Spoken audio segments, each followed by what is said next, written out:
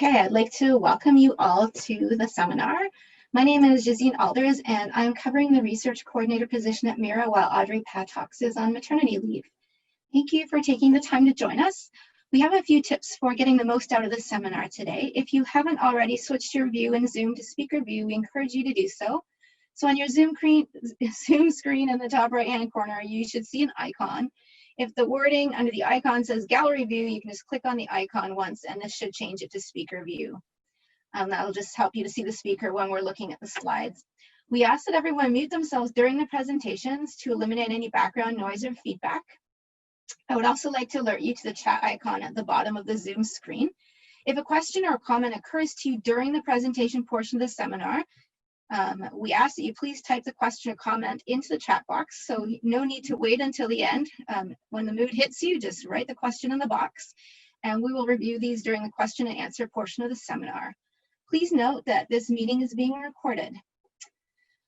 The McMaster Institute for Research on Aging, or MIRA, has developed a reputation for its ability to facilitate connections between McMaster researchers across all 6 faculties, thus driving interdisciplinary research. Since MIRA launched in 2016, we have hosted multiple in-person events and exercises to facilitate interdisciplinary connections, as well as connections with national and international partner institutions.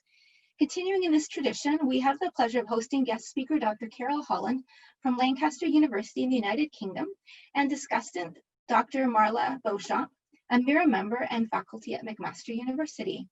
Our first speaker, Dr. Carol Holland, is a professor in aging within the Division of Health Research at Lancaster University and director of the Center for Aging Research, which we'll hear about today. The Center for Aging Research is a cross-disciplinary center that has members from across the university working together and with businesses, the National Health Service, local government, and not-for-profit organizations on the challenges and risk factors related to aging.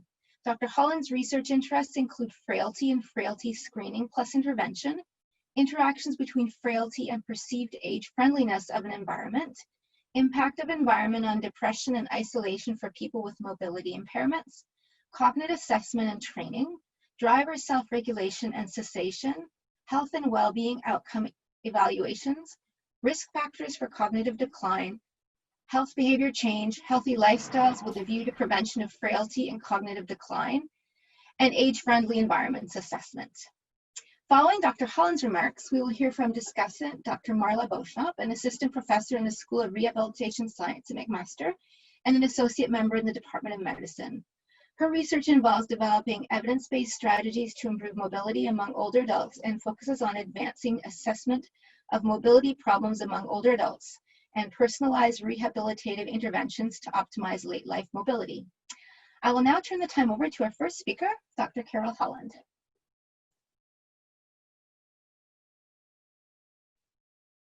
Can you hear me okay? Yeah, okay, thank you. Thank you very much for providing this opportunity, actually. As some of you know, I came to visit you back in March, just as everything was switching off and turning down and closing up. So it's a really nice opportunity to be able to come and give you the talk, not quite face to face, but at least seeing some of you and engaging with you at MIRA. One of the reasons for doing this was that the Centre for Aging Research at Lancaster University has fairly recently joined with MIRA in a memorandum of understanding to work together, and I think the more I get to know people from MIRA and the more they get to know us, I think the more links we see and the more opportunities for joint research we see. So it's really quite an exciting stage in our relationship. So like MIRA, the Centre for Aging is a cross-university centre, and this slide, my slide isn't going forward. Yeah, there it is. Okay, so this is quite a busy slide, and what I've done here is just to try and give you a little bit of a flavour of some of the different areas of research in the Centre for Aging at Lancaster University. It goes right across the whole university, which isn't a huge university, but there's about 70 members of faculty and researchers, and also probably about 30 PhD students linked to the Centre for Aging from across the university, all doing research in ageing areas. And if I just go briefly round this, and we can go into more of the details of different aspects of research later. But we start in the middle at the top. You can see from our Data Science Institute and also our Health Economics group, we have researchers who join with us both in projects on other topics, providing maybe health economics assessment or some big data analysis, but also they do work on ageing issues themselves independently as well. And then we have quite a lot of people working in biomedical sciences, basic biologists, working on models of aging, but also people working on cell biology in Alzheimer's, so senile plaques, amyloid protein in Alzheimer's, and sort of leading to various kinds of drug discovery work, but also right down to sort of working with fruit flies and little worms and the sort of the very basic end of the biology of aging. And that leads into interventions that might be drug discovery, but also we have people who are working on non-pharmacological treatments within dementia. So looking at healthy diet and exercise and those kind of things.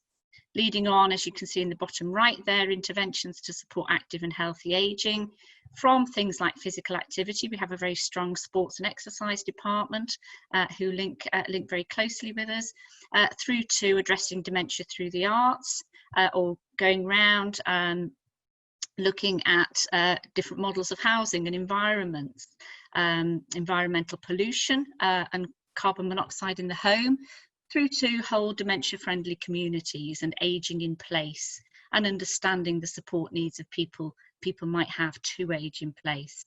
And that includes things like digital health technologies. So we've recently finished a test bed looking at technology for enhancing self-care for older people managing chronic diseases over a long period of time. And then right in the middle there, you can see focus pointed out in terms of frailty measurement, optimization and intervention. And that's what I'm going to be talking to you about today in terms of frailty. Just very briefly, in terms of the teaching in aging and dementia, we have a sort of a fairly unique brand of part-time PhD online opportunities.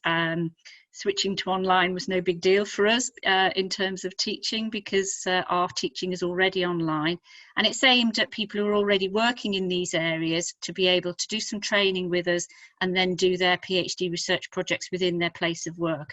And we have students from all over the world doing that, and we're quite used to teaching in that way. But then, of course, we also have traditional route PhD opportunities, and we're hoping to discuss with MIRA some ways of having some joint PhDs, maybe some co-tutels, different ways of doing joint PhDs between us, which would be really exciting. Okay. So taking a holistic approach to frailty and resilience, I'm going to talk a little bit about the sort of the whole approach to frailty and what we mean by resilience, and then focus a little bit in on the environment and loneliness, but I can talk about cognition and mobility if we have time at the end. So what do we mean by frailty? So some of you are very familiar with the concept, or you have one idea of the concept. And the definition that we use is this one here, which comes from various papers. You'll see it cited. I think it was originally from a paper by Andy Clegg. And they suggest that it's a state of high vulnerability to the risk of adverse events when exposed to a stressor. So you can imagine, you know, two older people, maybe in their 80s, they both get flu, you know, one of them survives and one of them doesn't. You know, what makes the difference between those two people? So that's the kind of thing we're talking about. But it's not necessarily physiological stresses. It could be a bereavement, or it could be being the victim of a crime or something like that. And I quite like this illustration of the Jenga game. I don't know if you're familiar with that. Where you pull bricks out, and the last person to pull the brick out before the tower topples is the loser. And you know that you can pull quite a lot of bricks out and the tower remains fairly stable.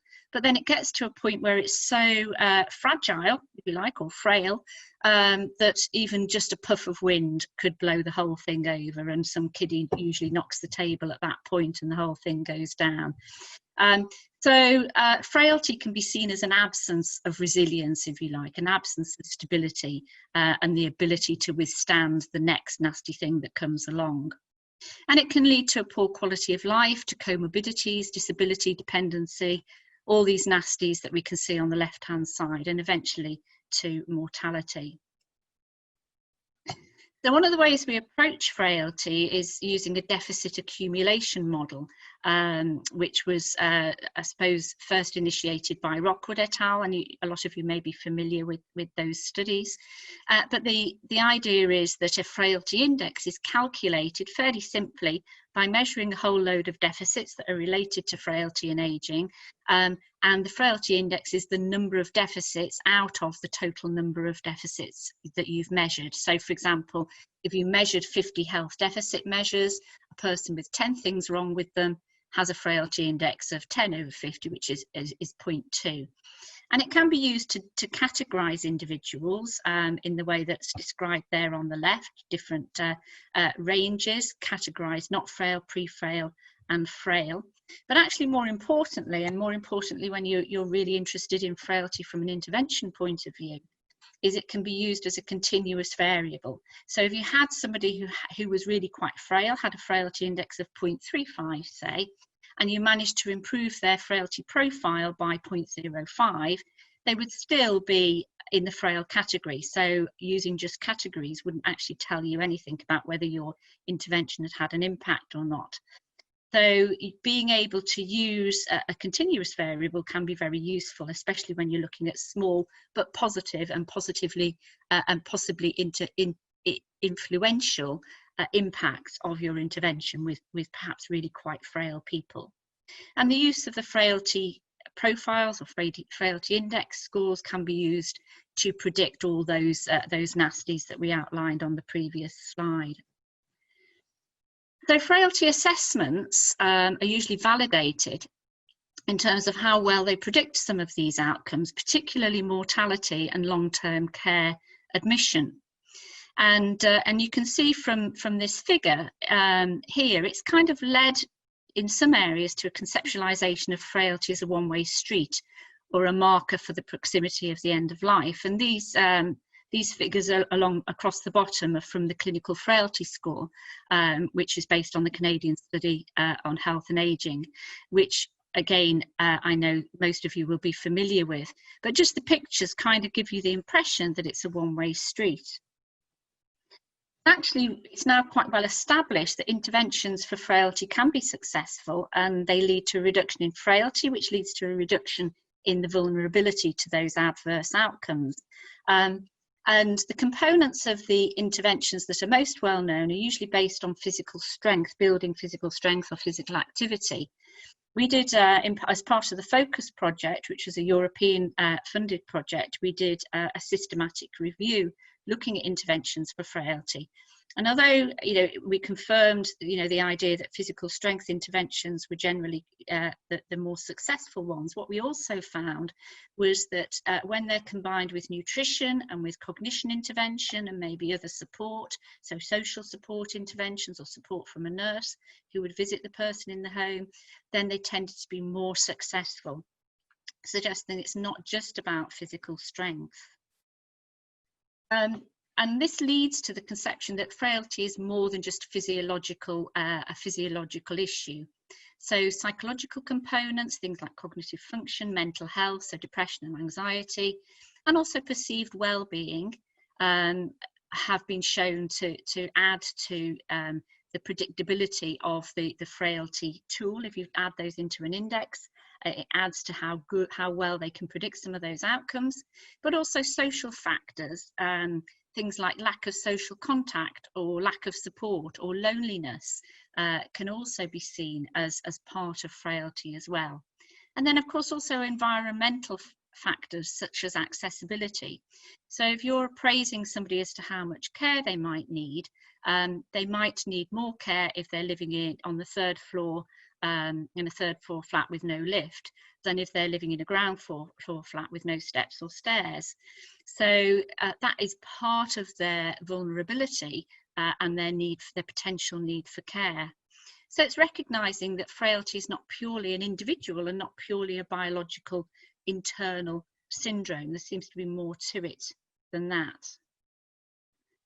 So we talked about frailty being a state of vulnerability or a lack of resilience. And from a medical point of view, frailty is often conceptualized as that absence of resilience, with frailty and resilience seen at opposite ends of a state of balance, and balance is a state of health. So, for example, Morley defined frailty as an imbalance, but with resilience conceptualized in very much physical terms, such as homeostasis and immune system function. And we know if somebody's immune system is not great, then they're more likely to get to get all kinds of problems, right from, from COVID to cancers to all kinds of infections. Actually, there's more to resilience than just a physiological or a medical model. So this is 2 quotations from a synthesis of qualitative work on frailty that we did, again, as part of the focus study. And there's 2 women here, both of them who are, I think they were in their 80s, and they both had osteoporosis from 2 different studies, but we picked them out because of the contrast there. So both of them would be designated as frail by their physician, by a GP who was assessing their frailty. But actually you can see there's quite a lot of difference there. So if we start reading the first one, she's asked about how her health is and how she is. And she says, well, there's nothing really wrong with my health, but then I get all these ailments. I've fallen 5 times and I've broken my arms and my leg and got a hip replacement and a broken pelvis and all my ribs. I've broken everything, in fact. So that's how I am. My bones are a chaos, but I have no health problems just now. And then you contrast that with the next lady who said, I had a fall and I broke my arm, and that seemed to upset the whole system. The pain from the arm wasn't too bad, but it seemed to upset me. Things just seem different now. So you can see that actually that first person is looking to be a lot more psychologically or personally resilient than the second person. And if you actually went and looked at how much care or how much support each of those people were needing and were having, although we don't know that data, I would expect that the second person would be the person who was needing more care and more support. And what we're thinking about in terms of resilience, that it's the presence not just of a personality trait, but a healthy and adaptive response that acts as protective factors against negative outcomes of anything, but in our context of frailty, such as depression and poor quality of life. So this could be, your resilience could be psychological, your own response to it, like the 2 people we were just talking about, but they could also be social and environmental. So somebody who's stuck on the 3rd floor of a flat and breaks their hip may be reducing their frailty or increasing their resilience by moving to somewhere or staying somewhere where there's no steps. Somebody who gets social support is reducing their vulnerability by improving their resilience. So perceptions of uncontrollability and helplessness are likely to result in a maladaptive coping response that inhibits the development of resilience and promotes negative adjustment. And this is from one of our qualitative studies when we were asking all kinds of different stakeholders what they thought we meant when we used the word frailty. And this is from a healthcare practitioner, a nurse, who worked with people who were frail. And she said that frailty starts when a person thinks that nobody can help her. And we thought that's actually quite a good illustration of what we mean here when people begin to feel helpless and that things are getting out of control. So in terms of developing resilience, we're thinking of a response, first of all. And what kind of responses are we thinking about? We're thinking about positive reinterpretation, maybe adaptive coping, effortful rumination, thinking through a problem. In fact, we often had a frail older person in that qualitative work talk about how they would think it through, plan a way round, just work through it. So those kind of phrases came up quite a lot. And also the selection and optimization of goals and compensation strategies. And we think of the, selective optimization and compensation theory that perhaps some of you might be familiar with. And this seems to be a very important, a very important part of resilience. And they're all lead towards overcoming adversity and resilience development. Give me a moment. So this was a quotation again from our qualitative synthesis from one of the papers in that.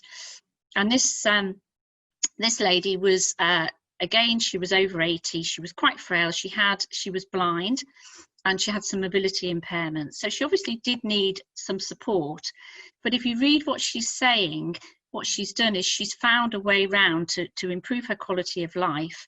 But what she's also done is found a way of continuing to develop personally. So personal development is part of her resilience here. So if you learn to accept things as they are, use the time that otherwise would be empty and listen to tapes, you can go on learning until you die. So in terms of her personal development, she was maintaining that through the resilience of her reinterpretation, adaptive coping, and selecting and optimizing her goals. So resilience and frailty, are they two separate things? Maybe they are, maybe they're not. We maybe need to do a little bit more work to look at how intertwined they are. But we know that frailty predicts negative outcomes. Does resilience moderate the impact of frailty on those negative outcomes? We suspect it does, and we're starting to do some studies to look at that. We also know that interventions for frailty have a positive impact.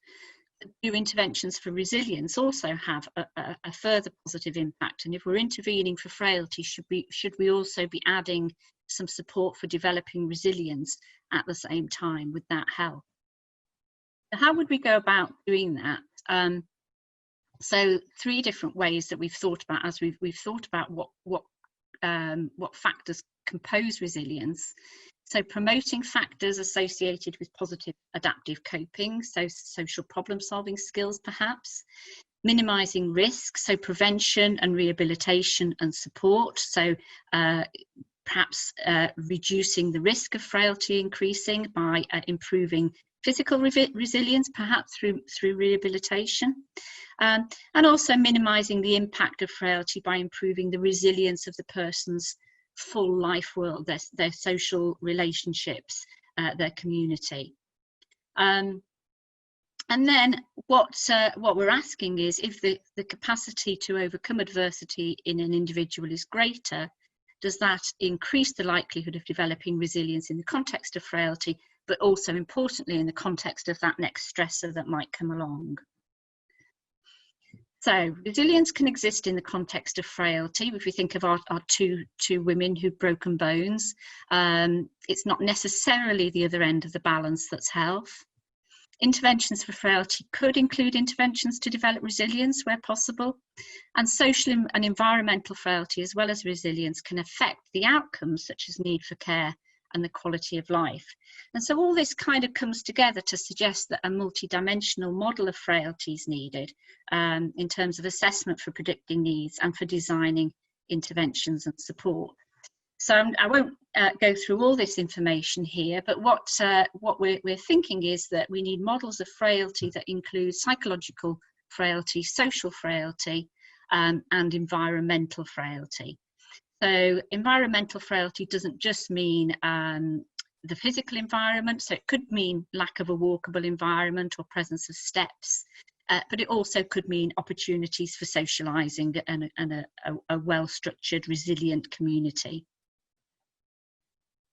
So what we did was we looked to see if we could measure age-friendly environment, and there's quite a few tools out there, but most of them are based on the judgment of a designer, an architect, or a local council or local government. They're not really based from the person's own perspective. So we turned the sort of WHO, World Health Organization, age-friendly environment concepts round into a person-centered perceptions of their own age-friendly environment. And this included sort of accessibility issues, like being able to access the local shops or the GP, having spaces to meet up with friends and family, but also about their community. So there's outreach to include people at risk of social isolation, and I feel I'm a valuable member of my local community. So we did quite a lot of work to develop this tool, which is now published, and then we looked at both the age-friendly environment tool, or the AFEET, and frailty, and looked at the prediction of quality of life, of loneliness, and hours per week of formal care that a person was needing, all in people aged over 65. So in In a hierarchical regression, the AFI added a significant amount of variance once frailty was accounted for in the prediction of loneliness and in the prediction of quality of life. So it kind of works in terms of frailty predicts loneliness and frailty predicts quality of life, or is associated with both of them, and the AFI adds more variance. So we then decided that from now on maybe we should include the AFI in our measures. And what we wanted to do was to look at whether this perception of the age friendliness of the environment has a moderating effect on whether frailty predicts some of these outcomes or not. So if you're frail but you're living in a very age-friendly environment, does that mean you need less care? Does that mean you're less lonely than you would be if you were the same level of frailty in a different kind of environment? And this is really quite important as we think about the design of age-friendly environments, proving that it could actually have a useful impact. So we looked at the moderation, and we found that the higher the AFI score, as in the more age-friendly a person saw their environment to be, the greater the moderation of the effect of frailty on these outcomes, but only in relation, it turned out, to the need for formal care, so the assessed need for formal care. So that was really quite interesting. It didn't have that moderation impact, although loneliness and quality of life were associated with this measure. It didn't moderate the impact of frailty on that measure, but it did have that impact for formal care. So if the environment's perceived to be age friendly, a significant a significant difference in the amount of formal care would be observed, irrespective of frailty severity. So that was quite a useful finding. So what we want is to be able to measure frailty, perhaps outside of a clinical environment, perhaps in the community, perhaps in a sheltered housing or retirement villages, perhaps in different circumstances and for different needs, perhaps at the start of an intervention being done at a sports centre, for example. And we wanted to look at, can we add some of these measures, some of these broader holistic measures to a tool? So most of the current accumulation of deficits models now include some cognitive function and some emotional well-being and maybe depression, but not many of them include social frailty, things like isolation and loneliness, and indicators of environmental frailty. But we also wanted to do this without making the measure unwieldy and overlong. That's a real problem. So we use various scale reduction models, lots of principal components analyses and stuff like that going on, but also ensuring that key variables supported by the literature and that could still support a basic frailty, physical frailty that the GPs might want within it. And we managed to reduce it to 25 variables, and we're calling it the Community Frailty Index with 25 variables, or as people are starting to use it, call it the comfy, which I think sounds quite nice. It wasn't quite my intention, but it sounds quite nice. So just in terms of looking at some of the validation of this, it does predict quality of life. We use the CAS-12 as our measure of quality of life, and controlling for age, it accounts for an additional 36% of variance in the measure of quality of life used. And in logistic regression, it reliably predicts whether or not somebody receives social care, and also could distinguish between those who had a fall or not over the next 24 months. So proves to be really quite a useful measure. One of the things that a lot of validation of frailty indices does is to look at the prediction of mortality. That's not really our interest, but we thought we'd best just compare it, just to see it is at least comparable with some of these other measures. So few demonstrated area under the curve, which is a measure of sort of sensitivity and specificity, and also using Dutch data. Another study by Daniels compared share data with calculating different frailty indices with the same data. So that's quite a useful set of data to compare ours with. Ours was for people aged over 60, and we got an AUC of 0.74, which is pretty good. It's not outstanding, but it's as good as any of the others over that period. So over 2 years this was. Okay, so just to finish off with, frailty indices can be used to predict a range of outcomes that are useful in community health, not just mortality, and particularly useful in non-clinical environments. But we need to have a usable and practicable version that doesn't take too long and is usable by non-medically trained individuals. And indices that include social, environmental and psychological measures seem to go further in terms of predicting care needed and quality of life. But also interventions that build physical, psychological and community resilience are needed. So it's not just about the underlying measure of frailty, it's about what is people's response to frailty in terms of building their own resilience and how can we support that.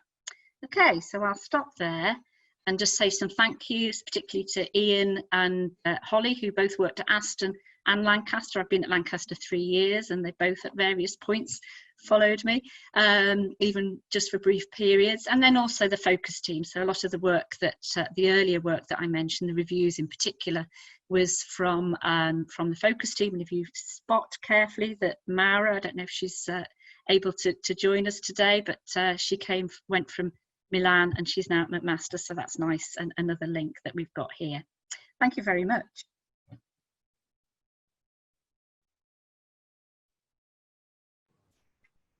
Thanks very much, Carol. That was really interesting. I'm just going to ask everyone to, if you have questions, you can start putting them in the chat and we'll get to them. Right now we're just focusing, we're going to just go, I'm going to go through and hopefully get the discussion started. But if you have other questions that come to mind, just feel free to put them in the chat box. So thanks very much, Carol. It's really, really interesting to think about how we conceptualize frailty. And this is something that I think has always interested me about the concept.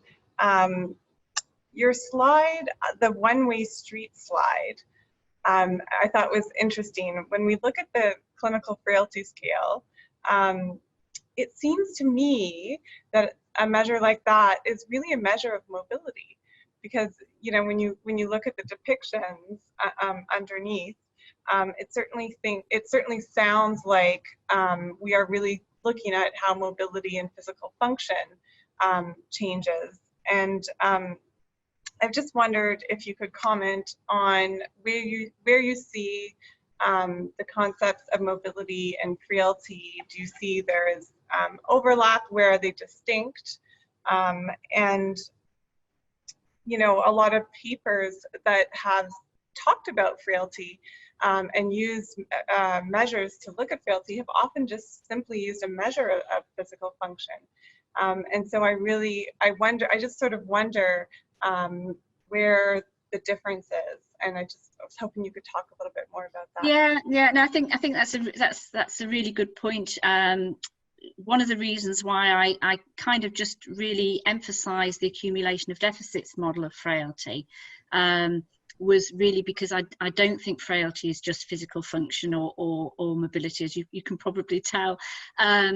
But the frailty phenotype, which a lot of people use, is based on 5 measures, things like walking speed and physical weakness and exhaustion and lower activity and those kind of things. And when you look at those, they are basically a weight loss. That's the other one. They're basically based around loss of muscle mass, aren't they? They're basically based around sarcopenia. And that's what a lot of the papers that you've read historically, and maybe not quite so much now, but certainly a few years ago, that was really the main measure of frailty that people are using. And then if you look at those pictures, they are all based on things like movement, the ability to get up out of a chair yourself, the ability to walk around in a stable fashion yourself. So that links that sort of loss of muscle strength to mobility. But actually, even if you think about mobility, there's more to mobility than your physical strength. So the person who, again, lives in that flat on the 3rd floor with no lift is less mobile than the same person with the same physical capabilities who might live on the ground floor of that block of flats. So taking into account your environment, but also the ways that you cope and the ways that you think your way around the problems that you've got has to be part of frailty. Because that person on the third floor with the mobility impairments may have thought of great ways of getting their shopping, whereas the person on the ground floor, who probably still could get out but maybe have some mobility impairments, may not have thought of great ways to get their shopping and is really struggling. So there's more to frailty than I think just the mobility or just the physical strength, basically. Yeah. Great. So then that kind of leads us to thinking about, you know, you mentioned that the opposite of, at the opposite end of frailty is resilience. And so I've never really thought of it that way before. And I wonder, you know, you talked about interventions for developing resilience could be used alongside interventions targeting frailty. And I guess I was wondering, you know, is there any literature on interventions for developing resilience, that strategies that have been proven to be successful, or is there any work that your team at Lancaster is working on in this area? Yeah, so developing resilience is quite an interesting one. So Ian Garner, who I've put there, who's just finished his PhD, only had his viva last week. He was looking at resilience as part of his PhD based on some of the frailty data that we were using. And he came from a background where he was working in a bullying project in schools and looking at building children's resilience. So he came from that background where he was looking at, you know, he knew quite a lot about resilience and how, you know, resilience can be the response to adversity and that kind of thing. And we sat down and thought, well, what do you do with the kids that we could do with the older people? And we thought, well, some of it wasn't terribly relevant. But actually, when we thought about it, the problem solving came up as one of the main things that can build resilience in any kind of situation. There's not a huge literature on building resilience in older people other than building physical resilience. So we started looking at coping strategies and social problem solving. And whether we could train that. So what we did was we worked with a group of older people who were living in a retirement village, in the extra care retirement villages, I think you saw me mention at the very beginning, to talk about what kind of social problems, what kind of problems have they got to overcome. And we're quite used to, from a cognitive point of view, thinking about social problem solving in terms of the means end problem solving scale. I don't know if people know that. It's a particular scale for measuring social problem solving, where you start with a particular situation. So an example might be you've moved into a new retirement village, say, in this situation. You don't know anybody, and then you get given an end point where you say you have some friends and you've taken up some new hobbies and you feel like you know people quite well. How do you get from A to B, and how do you solve that kind of problem? So we went through with these residents thinking about, well, is that a useful way to develop resilience?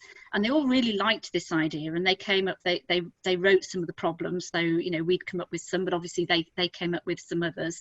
Some around health, you know, some around, you know, I'm beginning to worry that my memory's going, or I'm struggling with my eyesight, or something like that. And, you know, how do I still do X or Y? So what we're trying to do is get them to think about what's the positive endpoint they would want to get to. And we did a whole series of training on social problem solving. You know, how can we learn to do this? And aside of that, we used a measure of resilience called the Connor-Davidson resilience measure. CD risk it's called, and that measures basically coping strategies and belief in yourself and feelings of helplessness versus, you know, I can do this. And what we found was that we really improved the social problem solving, and that really, you know, when we did the measure again at the end, it had really changed, but we didn't really find a big effect on the resilience measure. But that did make us think, are we actually measuring resilience particularly well here? And I think that's still a question. How do we measure this kind of resilience? And as some of the older people themselves said, well, I haven't had a stressor. They haven't had anything nasty happen to them over the last 3 months or however long we were doing this project for. You know, I might be more resilient if something else happened to me and I know how to cope now. But because they hadn't necessarily, it's a short time period, they hadn't necessarily had something unpleasant happen.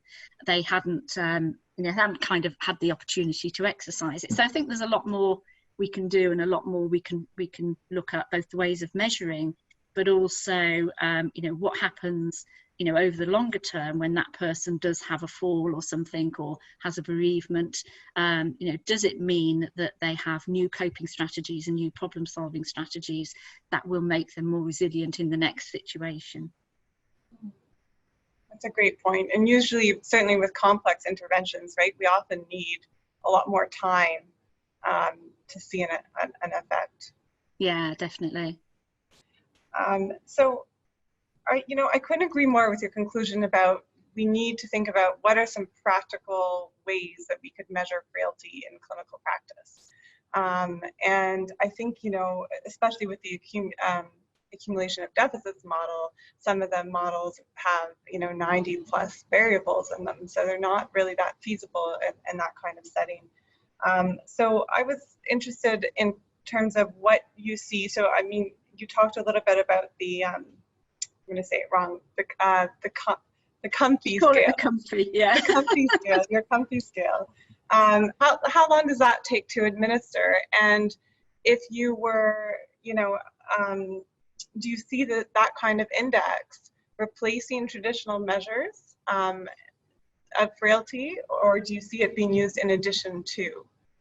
I think because it encompasses everything, really. I mean, it measures the constructs of physical, psychological, social, and environmental frailty.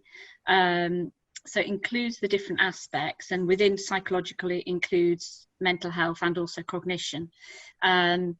It was originally based on a frailty index that was designed for the ELSA data, which is the English Longitudinal Study of Aging, which again is based on the Canadian one as well.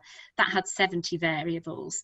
But what we found is that you know, these 25 variables still kind of do the same job. You can still, they've still got things like walking speed and grip strength and that kind of thing in there. So if you needed just a physiological measure of frailty, if you needed a freed phenotype, you could get it out of there, because we made sure those variables stayed in there. So you could get those 5 variables out of it quite easily. It takes about half an hour. More recently, during the COVID period, we've had to adapt it so that we're not measuring people's walking speed, because we can't necessarily do that because we're assessing people over the phone. So we've adapted it a little bit, and we're just doing some analyses on that to make sure it's still as good. I'd still rather measure people's grip strength and walking speed, to be honest, but at the moment we can't. So we'll have to kind of make do a little bit. But it was designed, the sort of shorter version was designed again as much a sort of co-design sort of approach as possible. So although we were doing all the stats on it, we also tested it out with these wellbeing advisors who work in the retirement villages, and on this group. So there's 2 wellbeing advisors, 1 manager and 2 residents on this small team that worked together. And you know, so they worked with us on the wording, saying, oh, you can't say that, you know, or that doesn't mean anything to me. So they worked with us on the wording. They helped us with the, you know, how do we give people feedback? So I think it could be used in most environments where you've got about half an hour. If you're a GP with 5 minutes or 10 minutes, it's probably too long for that. In the UK, the GPs use another accumulation of deficits model called the Electronic Frailty Index, which is based on medical records. It's not as good because it doesn't have things like the environment or how much social support a person might have, that kind of thing, whether they're lonely or not. It doesn't have a lot of that. Certainly doesn't have any cognitive, brief cognitive test within it or anything like that. But it kind of does a similar job. And so we need to sort of kind of assess it against that as well. But that's quite a useful one to use in a very, you know, a GP surgery, very short appointment kind of context. Right. So I see that we have actually a number of questions. So just to make sure we have time to hopefully get through most of them, let's go through some of them so far. So the first one was, do you think financial frailty is also a variable? Yeah, well, we looked a little bit at that, and it's not something we've included. We looked at socioeconomic status at one point, but that didn't come out in our models as something that was predictive. We know that long-term health inequalities are going to have an impact on the development of frailty, but whether it's a component of frailty is perhaps a slightly different question. The other thing that we did look at was ability to manage your own money as almost like a cognitive skill, and that was in a slightly longer version we had before this current one. It's not in the current one, but we've got other cognitive measures within there. But financial frailty is a big issue that we haven't looked at enough, I don't think. And I think starting to look at the sort of inequalities and the drivers of inequalities in frailty. So, you know, we live in the northwest of England, and there's quite a range of fairly affluent areas and fairly deprived areas. And we know that frailty occurs at much earlier ages in those deprived areas. So when I talk to people about frail older people, they say, don't say older people, just say frail people, because we've got people who are frail in their late 40s. So I think financial precarity is part of the development of health inequalities, and that its role in frailty, I think we need to do a bit more work on, but that's a really good question. I agree.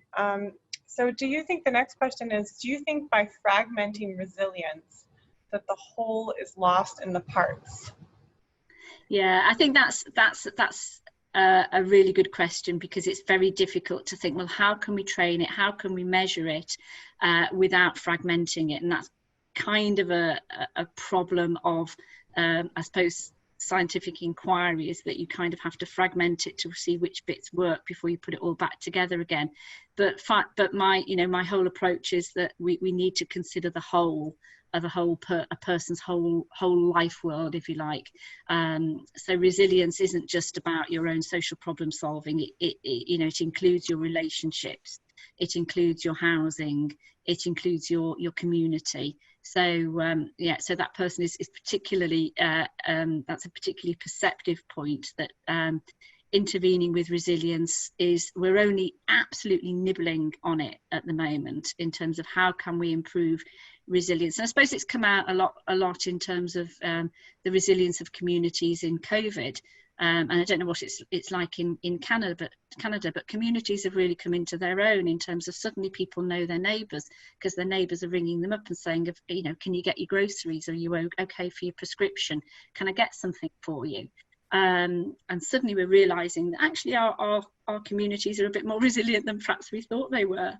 But how can we develop that further, and how can we improve everybody's resilience, so not just older people, but maybe younger people or people with mental health issues, by improving the resilience not only of the person themselves, but of their life world, of their community and their relationships.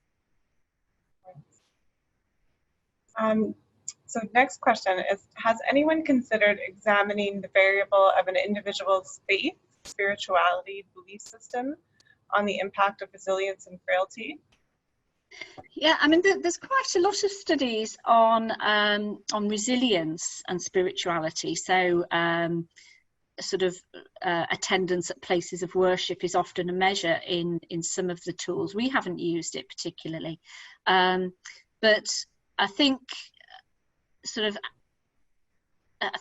involvement in a place of worship, a church or a temple or whatever it is one of those contributors to resilience. And it's both about a person's personal resilience, their approach to aging or to problems, but also about the social support that they might get from that.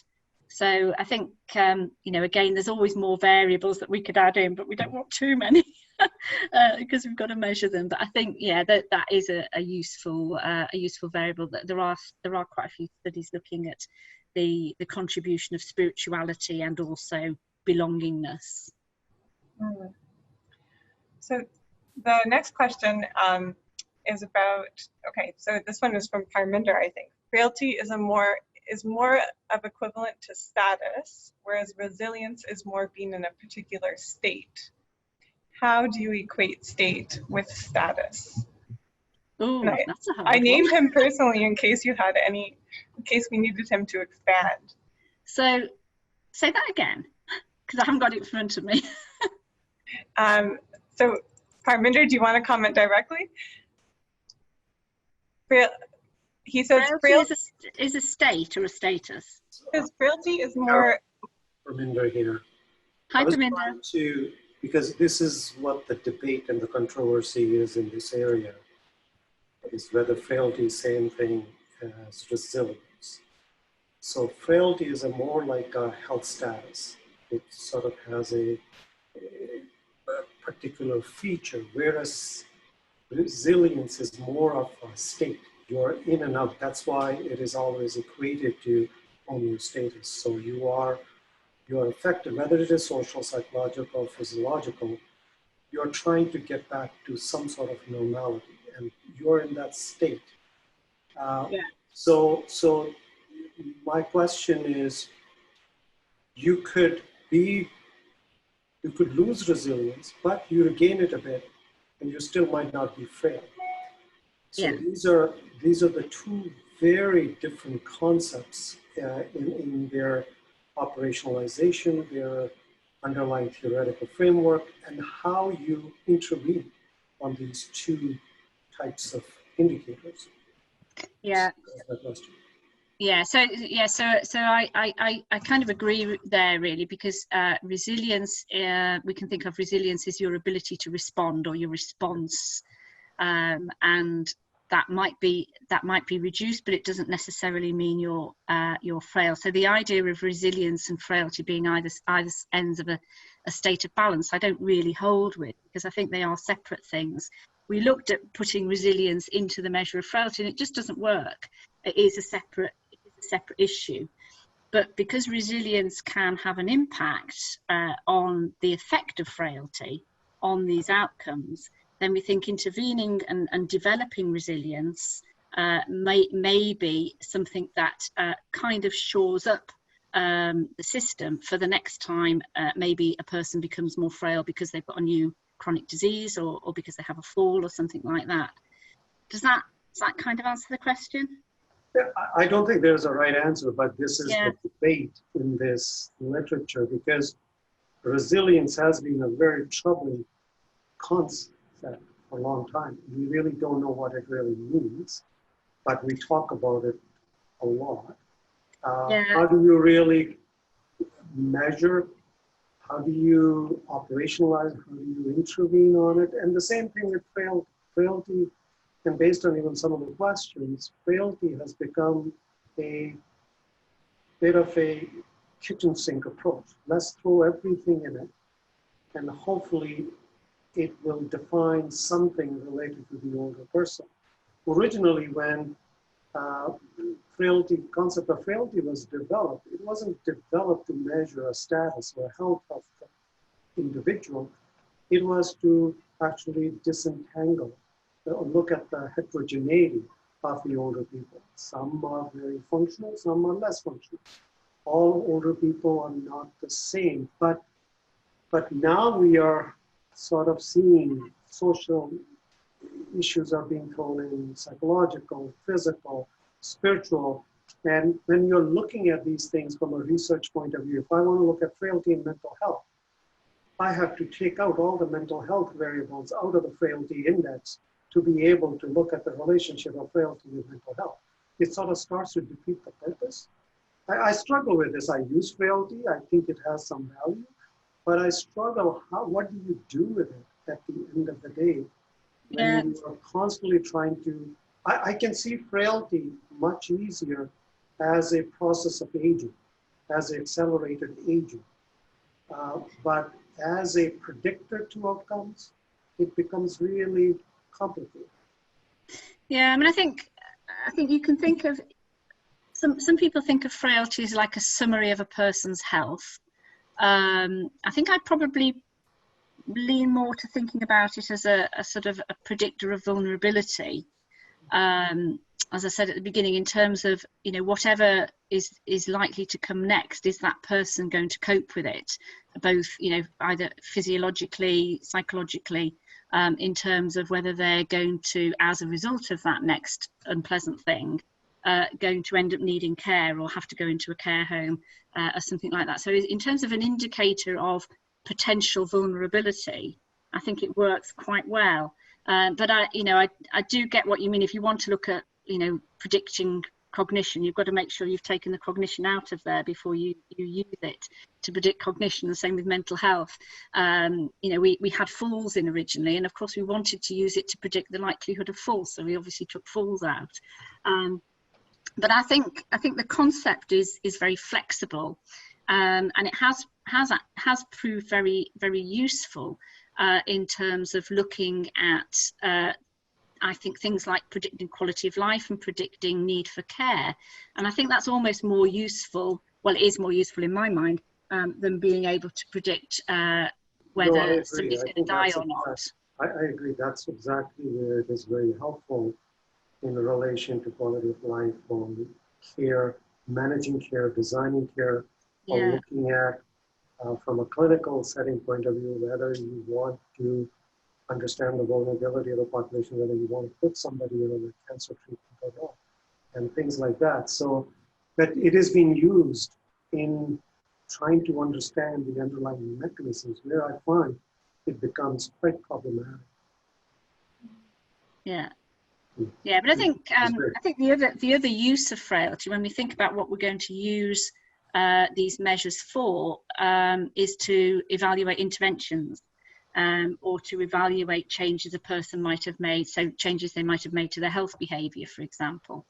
So at the moment in the COVID study that I was telling Marla about the other day, we're looking to see whether the lockdown, the COVID lockdown, where people have perhaps either, you know, some people have reduced the amount of physical activity they're doing because they can't go to their, you know, their aerobics class or their aqua aerobics or their, you know, their dance class or whatever it is they do. Whereas other people, because the government in the UK has really pushed, you must do some physical activity every day, either go for a walk, socially distanced, or do something online or on the television. The BBC's put, you know, a morning programme for older people to do some physical activity in front of their telly. You know, so what we're looking at is whether this period of, you know, great change for most people is going to have a long-term impact on frailty. So we're looking at impact now and impact over the next year to see whether there's been an impact. And I think in those kind of circumstances, these kind of accumulation of deficits models are really very useful, because it's not just about the physical activity. It might be about the social isolation, or it might be about the improved relationships with their neighbours. You know, it might be about, you know, sort of reductions or improvements in all these different kinds of constructs that we're measuring within frailty that might make them less vulnerable or more vulnerable next time we get a peak in something like this. And actually, we just had one last question come in about perturbation. Is it possible to exhaustively measure frailty without perturbation, without pushing it a little bit and seeing how it responds? It's something we certainly, when we look at balance and fall risk, it's something that we need to do. So when you say perturbation, I'm thinking of balance studies. Is that what the person means, do you think? No, I mean without challenging, like, you know, in a challenging circumstance, I think is what yes, yeah. So I think the frailty is something you can measure in whatever circumstance, and that might be variable, like, you know, as Paminda was saying, it's kind of a summary of their state of health and well-being, which might vary. But in terms of testing their resilience, as we discovered in our, you know, very beginners attempt at intervening with resilience, we can't really test it out until something is perturbed, something is going wrong, in terms of whether they cope well with the next bad thing that happens. So yeah, I think resilience, definitely you need to be able to look at, resilience is a response, and you have to have something to respond to, don't you? Definitely. Well, that brings us to just past 2. So we're getting a couple more questions, but they may have to, can people email you directly if they have questions? Yeah. Definitely. And hopefully this conversation is really just the beginning of, you know, some different collaborations that we can do. And it was really, really wonderful to have you talk to us today, Carol. Thank you very much. Well, thank you very much for having me. And it's been wonderful to get all your really, you know, some really insightful and thought-provoking questions. So thank you very much. Thank you. Thanks everyone for joining us. Thank you, Carol and Carla, for the seminar presentation. And I just wanted to announce that our next MIRA webinar will be on September 28th at 9 a.m. Dr. Stuart Phillips of the Kinesiology Department and Dr. Meredith Griffin of the Health, Aging and Society Department will be discussing the topic, Active Older Bodies, Benefits and Stumbling Blocks. We hope to see you there. Bye everyone. Stay safe.